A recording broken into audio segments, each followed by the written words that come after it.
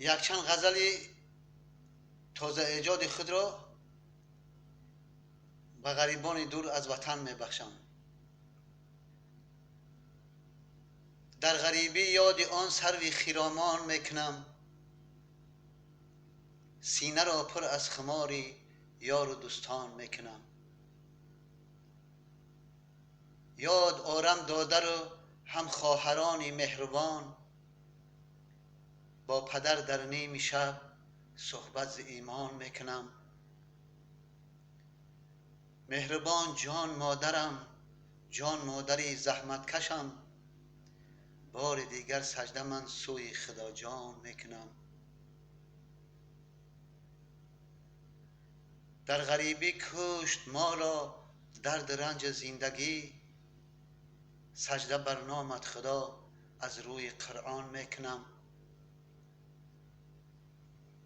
ما ثناگویم به نامت یا محمد مصطفی، ما ثناگویم به نامت یا محمد مصطفی. شکر حق ای فخر عالم، فخر از آن میکنم. تاجیکان را راه بگشاده کنون رحمان ما، تاجیکان را راه بگشاده کنون رحمان ما.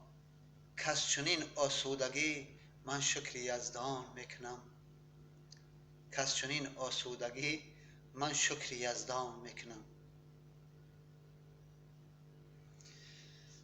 ای دلی بیچاره امروز زار و نالانی چرا، ای دلی بیچاره امروز زار و نالانی چرا. چون درون سینه من ششته گریانی چرا. عهد با تو بسته بودم همنشینم میشوی، عهد با تو بسته بودم همنشینم میشوی. چون ز عهدی بسته خویش زود پشیمانی چرا. طاقت و صبرت کجا شد وعده های کردت، طاقت و صبرت کجا شد وعده های کردت. آفتاب در سینه من دور ز آسمانی چرا. برده از تقدیر ما را ناشناس جایی که هست، برده از تقدیر ما را ناشناس جایی که هست. لعنتی تقدیری بد هر دم تو میخوانی چرا. گفته بودم باز میگردیم کم اینجا شویم، گفته بودیم باز میگردیم کم اینجا شویم. در غریبی فتاده اینجا حیرانی چرا. واحدی آسوده باش، واحدی آسوده باش، چون دل وفادار نیست کس.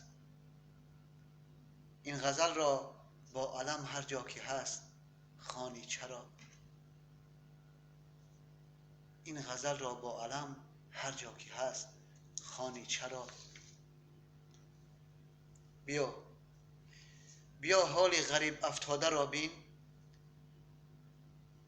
جوانی عاشقی آواره را بین. چنان دیوانم از عشق پاکش، بیا و این دلی صد پاره را بین. هوای خانه حق دارد این دل، هوای خانه حق دارد این دل. به گرد شمع من پروانه را بین. رسد روزی که آفتاب نور پاشد، رسد روزی که آفتاب نور پاشد. به بالای سرم مه پاره را بین. من آواره دور از وطن را به تن احرام و گرد خانه را بین. سر گهواره خواند الله مادر، صدای الله و گهواره را بین. بیا و این دلی صد پاره را بین. سلامت باشید.